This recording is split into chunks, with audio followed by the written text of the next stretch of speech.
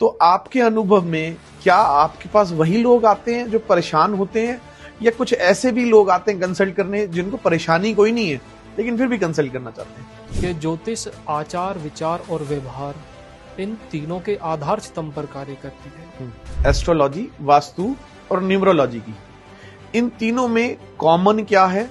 इन तीनों को कैसे हम जोड़ सकते हैं?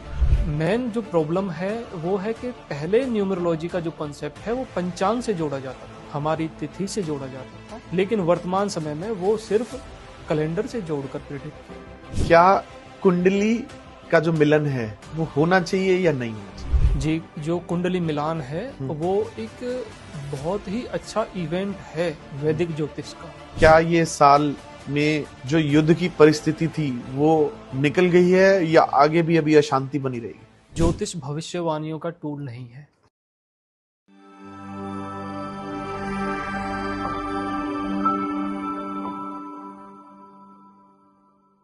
नमस्ते, जय हिंद। मैं हूं आपका दोस्त विक्रांत मक्कड़ और आप देख रहे हैं और सुन रहे हैं आपका favourite podcast show views and news, जहां हम करते हैं ऐसी कन्वर्सेशंस जो करती हैं मैटर। आज हमारे बीच में बहुत ही खास और आपका फेवरेट टॉपिक लेकर के आए हैं हमारे मेहमान श्रीमान वेदांत शर्मा जी, जो पिछले 15 साल से दिल्ली में ज्योतिष को प्रैक्टिस कर रहे हैं, न्यूमरोलॉजिस्ट और वास्तु के भी एक्सपर्ट हैं। उनके बारे में और इस विषय के बारे में ज्यादा जानेंगे वेदांत जी से। वेदांत जी, आपका बहुत बहुत स्वागत है। नमस्कार सर। वेदांत जी, ये जो बात हम ज्योतिष की करते हैं जी, आपने कब और कैसे शुरू की? आपको इसका इंटरेस्ट कब आया? सर ये मैंने सन 2008 से स्टार्ट की थी लघु पाराशरी ज्योतिष शास्त्र के अनुसार, और समय समय के अंतराल में मैंने फिर काफ़ी सारी चीज़ों को इसमें जोड़ा, जिसमें मैंने भृगुनंदी नाड़ी ज्योतिष जो पद्धति है उसको स्टार्ट किया। 2018 में मैंने एस्ट्रो वास्तु के टॉपिक में भी इस वर्किंग को स्टार्ट किया है, और 2022 में मैंने न्यूमरोलॉजी को वैदिक ज्योतिष के सिस्टम में जोड़ा। और ये जो लगभग 15 वर्ष की जर्नी है, इसमें ये सारी पद्धतियाँ एक दूसरे से जुड़कर ही कार्य करती मैंने पाई अपने व्यक्तिगत जीवन में। और जो भी मेरी रिसर्च है, मैंने अभी लगभग 9732 जन्म कुंडलियों पर रिसर्च की है, वर्किंग रखी है, जिसमें वैदिक ज्योतिष सिस्टम के साथ साथ वास्तु, एस्ट्रो वास्तु और न्यूमरोलॉजी को जोड़कर हमने उससे संबंधित जो प्रेडिक्शंस हैं और जो उसके अलाइनमेंट हैं उसको कार्य करते हुए काफ़ी अच्छे ढंग से पाया है। वेदांत जी, हमने बहुत बार देखा है जब लोग ना परेशान होते हैं अपने रिलेशनशिप्स को लेकर के, अपनी करियर को लेकर के, अपने बिजनेस को लेकर के, या फिर अपनी लाइफ की किसी भी प्रॉब्लम को लेकर के, तब ज्यादातर लोग कंसल्ट करने के लिए एस्ट्रोलॉजर या फिर वास्तु या न्यूमरोलॉजिस्ट के पास आजकल जाते हैं। तो आपके अनुभव में क्या आपके पास वही लोग आते हैं जो परेशान होते हैं, या कुछ ऐसे भी लोग आते हैं कंसल्ट करने जिनको परेशानी कोई नहीं है लेकिन फिर भी कंसल्ट करना चाहते हैं? देखिए, ज्योतिष के कुछ छोटे छोटे आयाम हैं। जब हम वैदिक ज्योतिष को स्टार्ट करते हैं तो जो हमारे टीचर्स ने, हमारे गुरु ने हमें सिखाया कि ज्योतिष आचार, विचार और व्यवहार इन तीनों के आधार स्तंभ पर कार्य करती है।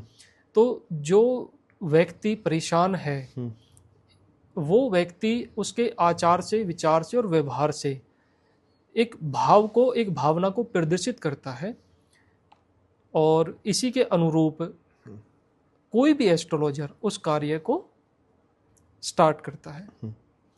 इसमें जो सबसे महत्वपूर्ण चीज़ है हमारे लिए वो किसी की date of birth, time of birth, place of birth है, और उसी के अनुसार हम एक व्यक्ति की जन्म कुंडली पर कार्य कर पाते हैं।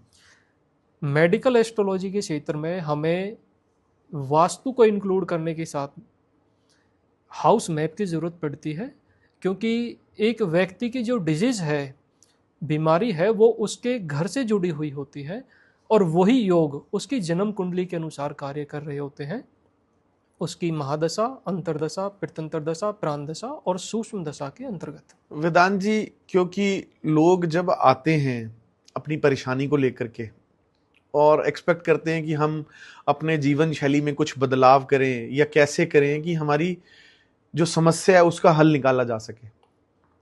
तो आपके 15 साल के पिछले अनुभव में, जब से आप प्रैक्टिस कर रहे हैं, ऐसा कोई क्लाइंट या ऐसी कोई स्टोरी आप शेयर करना चाहेंगे जिसमें आपसे कंसल्टेंसी लेकर के उन्हें बहुत बड़ा बदलाव देखने को मिला हो और ट्रेमेंडस ऐसा चेंज आया हो कि उनका जीवन सरल हो गया हो? देखिए, सोशल मीडिया सबसे बड़ा प्लेटफॉर्म है एस्ट्रोलॉजी के लिए। और हमारे 9 ग्रह हैं।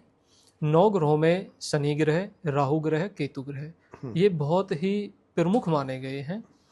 और हजारों की संख्या में एस्ट्रोलॉजर्स ने इसके रिगार्डिंग काफ़ी सारे ज्योतिषीय उपाय सोशल मीडिया प्लेटफॉर्म पर प्रदर्शित किए हैं। लेकिन मेरे व्यक्तिगत लाइफ में जो सबसे बड़ा ज्योतिषीय उपाय है वो प्रकृति है, नेचर। आप कुदरत को जैसा देते हैं वो वैसा ही डिलीवर करती है, वापस आपको भेजती है। दूसरी चीज़ जो पर्सनल लाइफ का एक्सपीरियंस है कि एक विषम से विषम परिस्थिति में जो सबसे अच्छा ज्योतिष उपाय है वो सब्र है। अगर एक व्यक्ति अपनी परिस्थिति के अनुसार जीवन को जीना सीख जाता है तो जो उसकी तकलीफें हैं वो 90% तक कम होना स्टार्ट हो जाती हैं।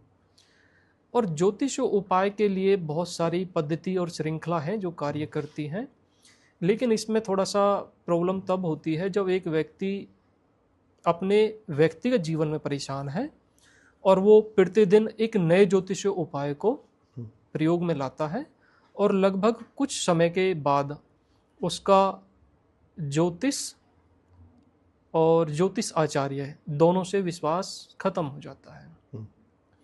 तो अगर कोई भी ज्योतिष उपाय हम प्रकृति के अनुसार करते हैं तो वो काफ़ी अच्छा परिणाम देखने के लिए मिलता है। वेदांत जी, जैसे किसी चीज में बिलीफ होना जरूरी होता है।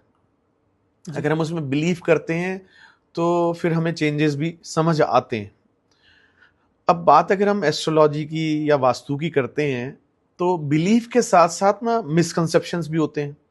तो ऐसे कुछ मिसकंसेप्शंस जो आपने पिछले अपने अनुभव के सालों में देखे हो, जो लोगों को एस्ट्रोलॉजी और वास्तु को लेकर के स्पेसिफिकली हो, जिसको आप आज हमारे व्यूअर्स को बताना समझाना चाहें कि ये मिसकंसेप्शन सिर्फ एक मिसकंसेप्शन ही है?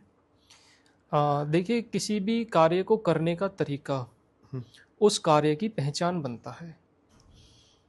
काफ़ी सारे दोष हैं जिसको लोग सही और गलत के दायरे में खड़ा करते हैं। एक ऐसा ही विषय है हमारा काल सर्प दोष, मांगलिक दोष।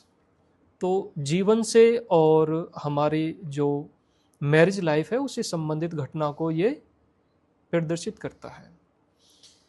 हमारे 12 ज्योतिर्लिंग हैं, 12 हमारी राशि हैं। मेष राशि, सिंह राशि, धनु राशि, ये हमारी अग्नि तत्व राशि हैं। वृषभ राशि, कन्या राशि, मकर राशि, ये हमारी पृथ्वी तत्व राशि हैं। इसी के अनुसार इन राशियों का जो डोमेन क्षेत्र है वो धर्म, अर्थ, काम, मोक्ष, इन त्रिकोणों में जोड़ा गया है। अगर कोई व्यक्ति महाकाल उज्जैन में स्थित हमारा ज्योतिर्लिंग है उससे संबंधित जाप या पूजा वगैरह कराते हैं तो वो 1000% रिजल्ट देखने के लिए मिलता है, लेकिन सभी को नहीं मिलता। इसका कारण है, अगर मेष राशि का व्यक्ति है तो सप्तम भाव में तुला राशि है और महाकाल ज्योतिर्लिंग जो है वो तुला राशि से संबंधित घटना से जुड़ा हुआ है। तो अगर ऐसे व्यक्ति को पार्टनरशिप या मैरिज रिलेटिव कोई प्रॉब्लम है तो वो ज्योतिष उपाय उसके लिए कार्य करेगा। वहीं पर अगर हम देखते हैं कि तुला राशि 5th हाउस में है, कुंडली के 5वें घर में, वो हमारी ज्ञान को, हमारी शिक्षा को, हमारी संतान को प्रदर्शित करती है। तो जो चाइल्ड बर्थ से संबंधित परेशानियां हैं उस क्षेत्र में महाकालेश्वर से संबंधित उसके दर्शन, उसकी पूजा कार्य करती है।